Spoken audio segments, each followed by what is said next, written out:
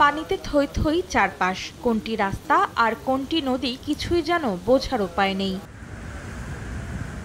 হার্মেনিয়া ঝড়ের পর ভারী বৃষ্টিপাতের কারণে বন্যা দেখা দিয়েছে ফ্রান্সের পশ্চিমাঞ্চলে। পানিতে তলিয়ে গেছে রেনেস, গুইচেন সহ বেশ কয়েকটি শহর। সোমবার অঞ্চলটিতে রেড অ্যালার্ট জারি করেছে দেশটির আবহাওয়া দফতর। স্থানীয় কর্তৃপক্ষ বলছে, গেল ৪০ বছরের মধ্যে সবচেয়ে ভয়াবহ বন্যার সম্মুখীন ফ্রান্স। পরিস্থিতি আরও খারাপ হতে পারে বলেও আশঙ্কা করা হচ্ছে। আমি ভয় পাচ্ছি, বিদ্যুৎ চলে যেতে পারে। আমি এমন বন্যা কখনোই দেখিনি। পানির নিচে গাড়ি দেখে আমি আসলেই অবাক।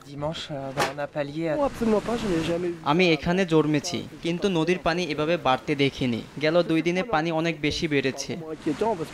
বন্যার কারণে রাস্তাঘাট তলিয়ে যাওয়ায় বন্ধ হয়ে গেছে যান চলাচল। বাড়ি ও গাড়ি পানির নিচে তলিয়ে যাওয়ায় আটকা পড়েছেন অঞ্চলটির বহু বাসিন্দা।